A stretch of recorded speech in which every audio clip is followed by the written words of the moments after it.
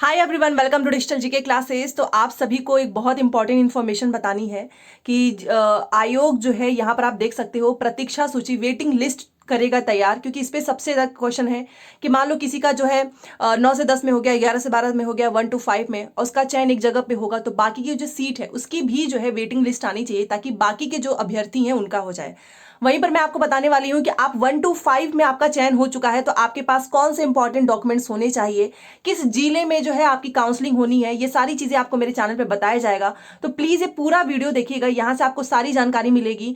पहली बार आए हैं तो चैनल को सब्सक्राइब करके प्लीज वीडियो को लाइक करें।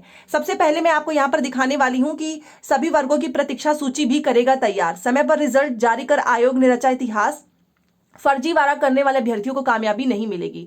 कल बीपीएससी के चेयरमैन ने बताया भी है कि काउंसलिंग के समय पे बहुत सारे अगर ऐसे भी जो है कागज लेकर आएंगे जो कि फर्जीवाड़ा होगा तो ऐसे लोगों को भी रद्द कर दिया जाएगा। बाद में वेटिंग सूची से रिलेटेड भी इन्होंने कुछ चीजें बताई हैं, आप देख सकते हो।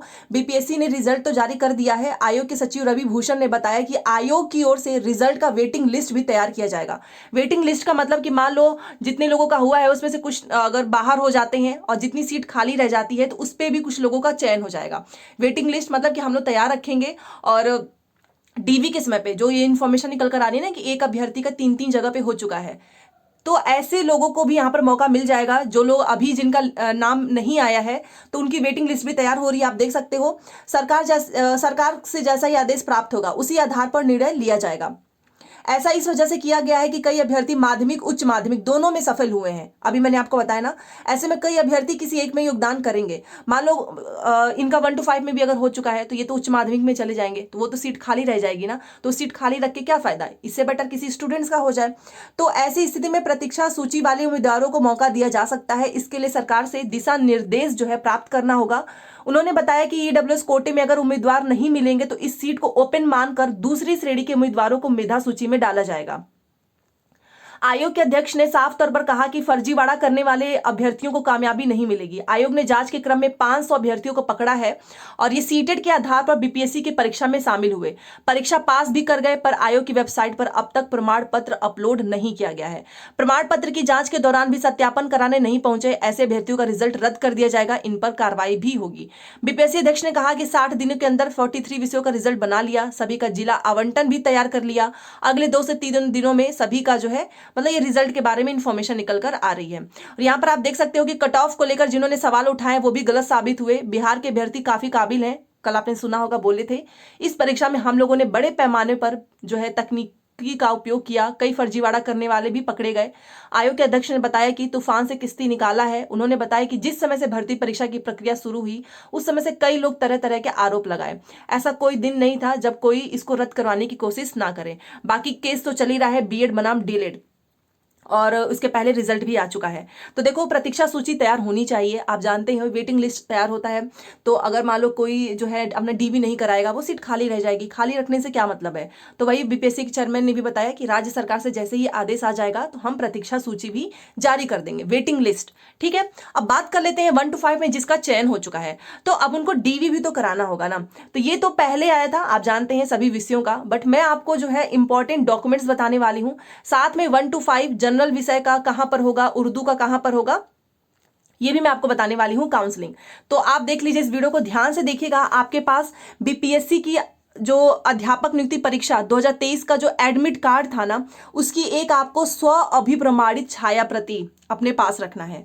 मूल आधार प्रमाण पत्र व उसकी स्व जो है अभिप्रमाणित छाया प्रति। ठीक है, ये सभी पॉइंट्स नोट कर लीजिए, स्क्रीनशॉट ले लीजिए, अपने सारे डॉक्यूमेंट्स तैयार करें। और सभी शैक्षणिक मतलब जो भी आपका क्वालिफिकेशन हो उसका ओरिजिनल। देखिए इन सभी में आप एक चीज समझ लेना, मान लो आपका एडमिट कार्ड होगा, ठीक है, तो एडमिट कार्ड आपको एक रखना है, उसकी जिरोक्स करा के भी रख लेना। आपका आधार कार्ड होगा, उसका आधार कार्ड ओरिजिनल तो लेके जाना ही है, सारे डॉक्यूमेंट्स आपको ओरिजिनल लेकर जाने हैं। साथ में आप जिरोक्स कॉपी भी रखिएगा, ठीक है, क्योंकि वहां पे आपको जो है जमा भी करना होगा। सभी शैक्षणिक मतलब जो भी आपका क्वालिफिकेशन है उसका ओरिजिनल, साथ में बीपीएससी के वेबसाइट से वाटर मार्क वाला जो प्रमाण पत्र आ रहा है ना उसको भी डाउनलोड करके रखें। मतलब आपके जितने भी क्वालिफिकेशन है उसका ओरिजिनल और वाटर मार्क यहाँ पर लिखा हुआ है, देखिए वाटर मार्क वाला आपको एक एक स्व अभिप्रमाणित छाया प्रति लेकर जानी है। मान लीजिए आपका सीटेट है, आपका बीएड होगा, आपका ग्रेजुएशन होगा, मैं सभी का बता रही हूँ 1 to 5 चाहे आपका 9 से 10 हो, चाहे आपका 11 से 12 हो, तो इन सभी का आप देख लीजिए आपकी क्या क्वालिफिकेशन है। जो आपने एप्लीकेशन फॉर्म में लगाया है सेम वही आप लेकर जाइएगा, सेम मिलान करना है, अलग कुछ भी नहीं होना चाहिए। और बीपीएससी के ऑफिशियल वेबसाइट से डाउनलोड कर लीजिए वाटर मार्क वाला। आपका सीटेट है, बीटेट है, एसटेट है, इसका एक ओरिजिनल और साथ में वही वाटर मार्क वाला बीपीएससी की वेबसाइट से डाउनलोड कर लीजिए अपने सारे डॉक्यूमेंट्स, वो भी आपको साथ में लेकर जाना है। पासपोर्ट साइज का 3 फोटोग्राफ जो आपने एप्लीकेशन फॉर्म में भरते समय वो जो चिपकाए होंगे ना आप एडमिट कार्ड पे, उसी के जैसा 3 फोटो आपको अपने साथ लेकर जाना है। ठीक है। जो भी आप आरक्षण दावा से संबंधित हैं, मान लीजिए ईबीसी हैं, बीसी हैं, तो आप जिस भी कैटेगरी से हैं आपने बनवाया ही होगा, तो प्रमाण पत्र और बीपीएससी के वेबसाइट से डाउनलोड वाटर मार्क वाला, मतलब एक तो आपका ओरिजिनल आरक्षण वाला, साथ में आपने बीपीएससी से डाउनलोड किया होगा वाटर मार्क, ये दोनों आपको लेकर जाना है। जन्म तिथि में अगर आपने छूट से रिलेटेड कोई दावा किया होगा वो प्रमाण पत्र आपको लेकर जाना है और बीपीएससी से डाउनलोड कर लीजिएगा। ठीक है। बाकी यहाँ पर देखिए 9 से 10, 11 से 12 का ओरिएंटेशन 2 सप्ताह के अंदर होगा। और अनुशंसित अभ्यर्थी अपने आधार से लिंक मोबाइल नंबर, याद रखिएगा इसको भूलना मत, अपना मोबाइल नंबर जो आधार कार्ड से लिंक होगा उसी के साथ आपको प्रेजेंट होना है। बाकी पंचायती राज नगर निकाय ये आप जानते ही हैं, इसके अंदर जो भी आते हैं तो आपको अपना प्रमाण पत्र संबंधित जिला शिक्षा पदाधिकारी को समर्पित करना है। तो आपने देख लिया होगा, ये इंपॉर्टेंट डॉक्यूमेंट्स आपको अपना तैयार रखना है। ठीक है। अब सबसे बड़ा क्वेश्चन ये आ रहा है कि आखिर में हमें पता कैसे चलेगा कि किस जिले में है, तो वो भी मैं आपको बता देती हूँ। तो ये देखिए हम बीपीएससी के ऑफिशियल वेबसाइट पे आ गए हैं और बीपीएससी ने खुद आपको बताया है, डिस्ट्रिक्ट अलॉट कर दिया है। अगर आप 1 to 5 के उर्दू आपका विषय है तो आप इसको डाउनलोड कीजिए, मैं एक डाउनलोड करके दिखाऊंगी। अगर आप 1 to 5 में जनरल, मतलब जो जनरल सब्जेक्ट था उनके भी डिस्ट्रिक्ट अलॉट हो चुके हैं रोल नंबर वाइज, तो आप इसको डाउनलोड करके देख लीजिए। अगर मान लीजिए आपका, देखिए यहाँ पर 1 to 5 का ये तो रिजल्ट से रिलेटेड है, तो चलो मैं आपको एक दिखा देती हूँ ये 1 to 5 वाला डाउनलोड करके। ठीक है।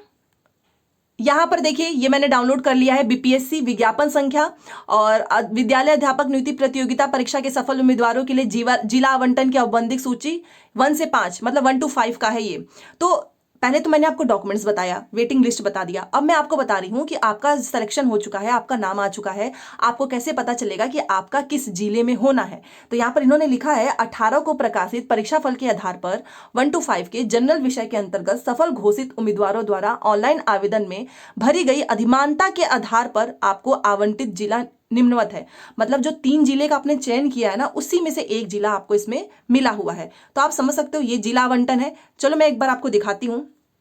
यहाँ पर देखिए रोल नंबर दिया है, ये आपको प्रोविजनल है, ये अलॉटेड डिस्ट्रिक्ट, तो यहीं पर आपको जाना है। ठीक है। और ये मैं याद रखिएगा, ये मैं आपको जनरल विषय का बता रही हूँ। उर्दू के लिए जो ऊपर दिखाया था ना मैंने आपको, वो आपको डाउनलोड करना है। तो ये जिला आवंटन की जो औपबंधिक सूची है, ये देखिए रोल नंबर 9 से पूर्वी चंपारण आपका रोल नंबर देखिए, आपका कौन सा रोल नंबर, मान लीजिए कि आपका रोल नंबर ये है, ये 1000078, तो आपका पूर्वी चंपारण में है। आपका ये बंका है, तो हर एक 38 जिला है, हर एक जिले वाइज इन्होंने निकाला है देखिए। और ये 3 जिले का जो आपने चयन किया था ना, उसी में से है सीतामढ़ी, मुजफ्फरपुर, पूर्वी चंपारण, समस्तीपुर, पश्चिमी चंपारण। ठीक है, ये देख सकते हैं आप। तो ये पूरा लिस्ट जो है, अगर आपको चाहिए तो बताइए, मैं टेलीग्राम पे भेज देती हूँ, और नहीं तो आप बीपीएससी के ऑफिशियल वेबसाइट से डाउनलोड कर सकते हो। ये आपका जिला आवंटन, जो लोग मेरे से पूछ रहे थे कि मुझे कैसे पता चलेगा कि मेरा किस जिले में आवंटन हुआ है प्राथमिक विद्यालय 1 to 5 का, तो इसमें आपको परेशान नहीं होना है। बीपीएससी ने ऑलरेडी रोल नंबर वाइज आपको बता दिया है कि ये जिला है भाई, आप अपना रोल नंबर देखिए, जिला देखिए, आपको किसी और से पूछने की कोई जरूरत नहीं है। सो आई होप आपको समझ में आया होगा। तो प्लीज वीडियो को लाइक शेयर सब्सक्राइब कर दीजिए, अपने दोस्तों को इसके साथ शेयर कीजिए। ये वीडियो उनके लिए था जो ऑलरेडी सिलेक्टेड है, जिनका हो चुका है, कल रात में आपने अपना नाम देख लिया है। अब आगे की प्रक्रिया ये है जो मैं आपको यहाँ पर बता रही हूँ, जैसे कि मैंने ये बताया और साथ में डॉक्यूमेंट्स, सारी चीजें मैंने आपको बताई है। जो भी इन्फॉर्मेशन आती जाएगी आपको मेरे चैनल से मिलता जाएगा, तो चैनल को सब्सक्राइब करना ना भूलें।